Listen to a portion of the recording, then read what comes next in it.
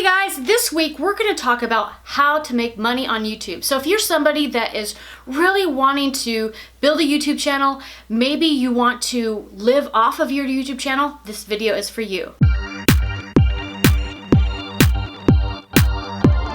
So when I first started out doing YouTube, I was determined that I was going to figure this thing out.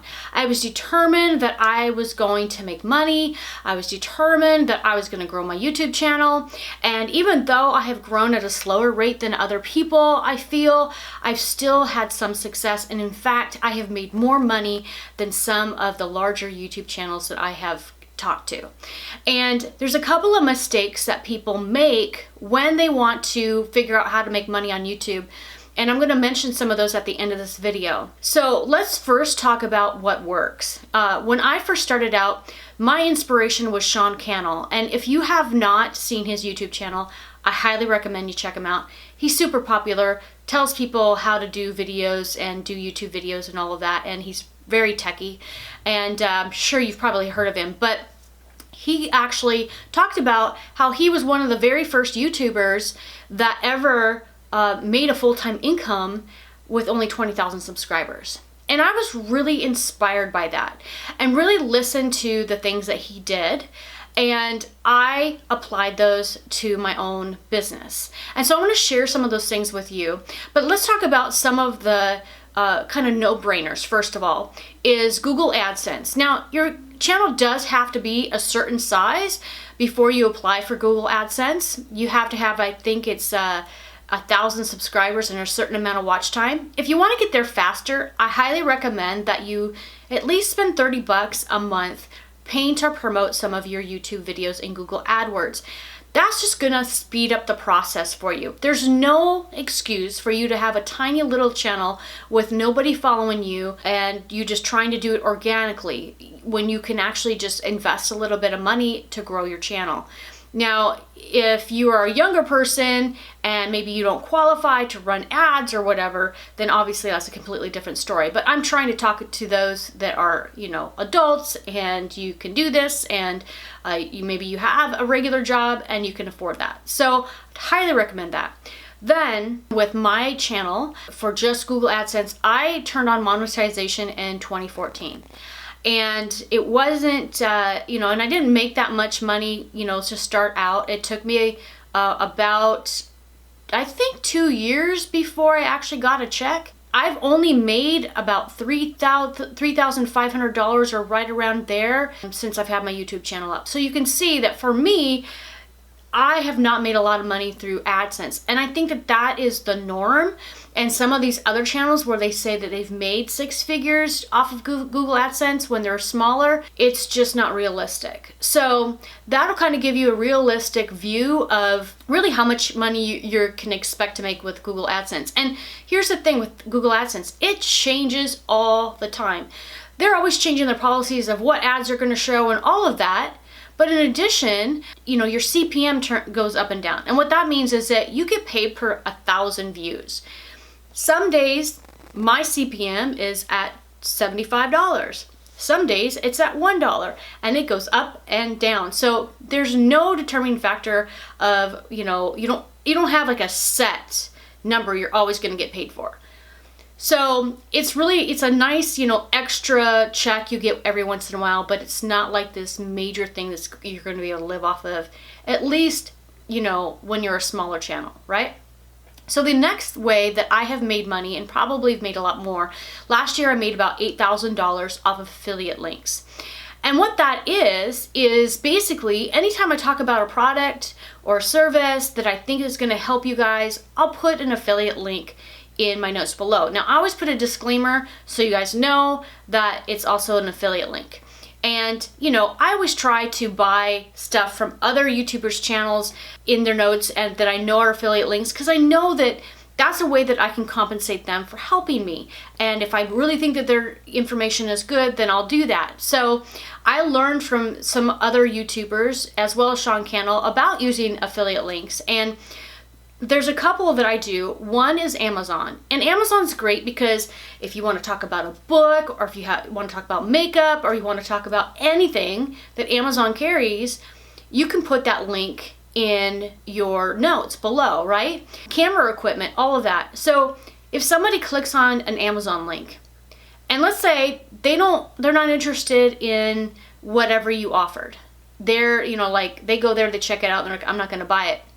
But they go and they buy groceries.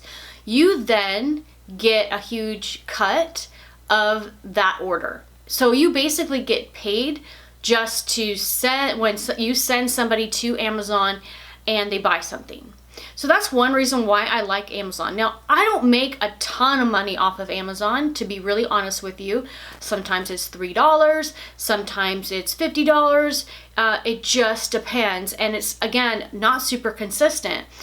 But it does kind of add. And you always want to think about how you can add all these little streams together. And because they add up. I've also, especially when I was doing Amazon, was partnering with a lot of businesses that focused on that type of a business. I partnered with Jungle Scout. I don't think that they have their affiliate program anymore, but I would, basically refer people to use their services. And as a result, I would get a percentage of that, that check. And I also would partner with TaxJar and then a couple of other businesses. And I ended up making $8,000 just off of affiliates. And so I think it really depends on, the timing, the interest of whatever it is that you are offering, if it's something that people really want. I try my best to make sure that it's something that I really believe in, that I know that works, that I use, and that I really feel confident about promoting it to you guys. I've not done any videos that are, paid, where you can do that, where you can do a full video where you talk about the product and then you're paid for the video. I've not done that. I've just done the affiliate links. Now, I get emails literally every day from businesses that want me to partner with them, that want, me to promote products, that want me to do affiliate, that want me to do videos for them. And 99% of them I turn down because I don't believe in the product. And, usually it's a lot of times how they approach me and what they're willing to offer. And, if I really think that you're going to appreciate it, if you're going to benefit from it. So the last thing you want to do is to do videos or offer things that nobody cares about, that don't work, or you don't know that they work, all of that. I always try to test things out. And, there was one company, for example, that offered last year for me to bring a group of people to China and do this whole VIP experience. But, I didn't feel that I was willing to take on that whole liability at that point of bringing a whole group of people to China. I'd never been to China before. So, I just didn't feel comfortable doing that. And I saw other YouTubers that took that opportunity on and they went and did that. But you really have to determine what is right for you and what will help you be successful. Now, the other thing that I really learned from Sean Cannell was that he also went out and spoke. He had online courses that he taught and he sold. And then he would do some, freelance work and all of that. So every little penny adds up.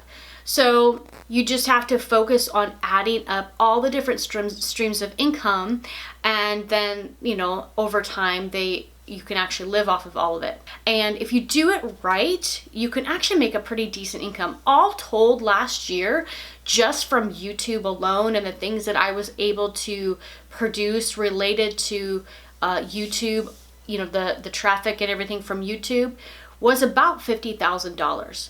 So that's pretty good considering, the size of my channel. Now let's talk about some of the mistakes that people make. Now, obviously there's the new rule out there for a lot of channels that if you have kid content, that you can't do a lot of stuff, and they're really disabling a lot of the YouTube features. And it's all about the federal government and what they've decided that YouTube's got to do and how everyone's got to comply.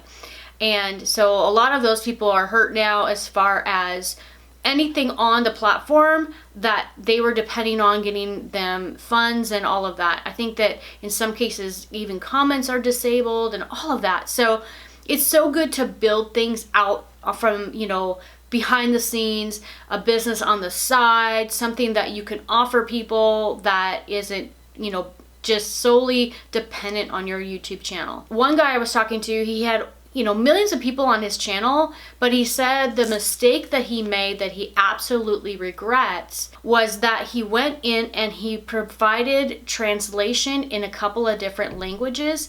I think he said he did Spanish. What happened was he got a lot of new people following him, because how many know the majority of the listeners and watchers on YouTube are from outside the US.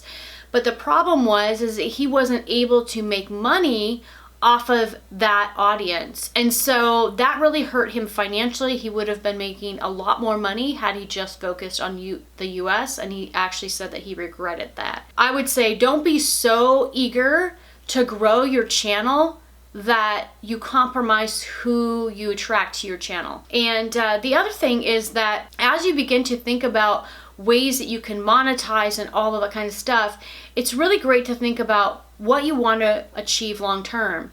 If you are doing makeup videos, for example, okay, so maybe you should be selling your own makeup, and that's something that you're going to develop and create over time, and then you do makeup videos with your makeup and sell that. If you want to do how-to videos, again, affiliate links are great.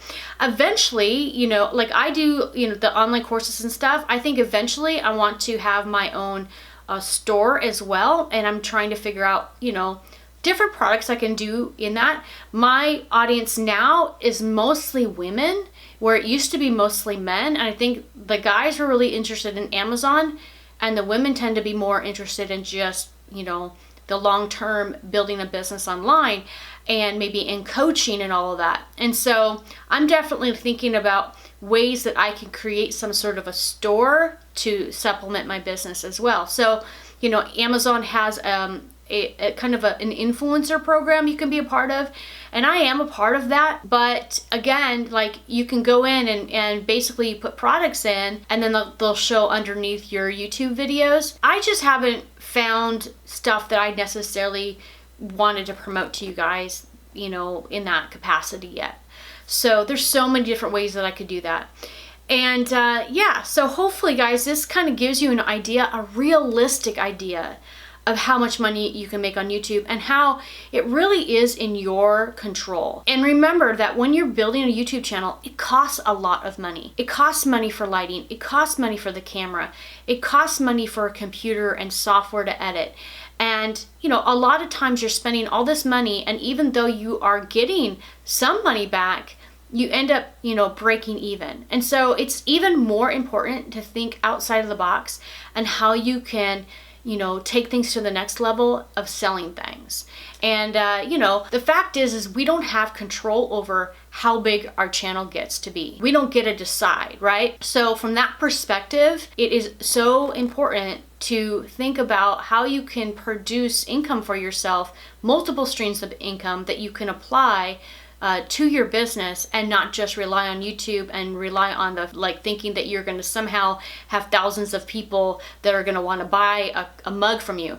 I think if there was a gal in the news that had an Instagram account with millions of people that followed her, when she went to sell a t-shirt, like, basically nobody bought it. And that's really another thing, is that you have to think about your audience and, like, what do they want? You know, I have to think, like, what do you guys want? A lot of times I'll send you an email and I will ask you, what do you want? How can I serve you, you know?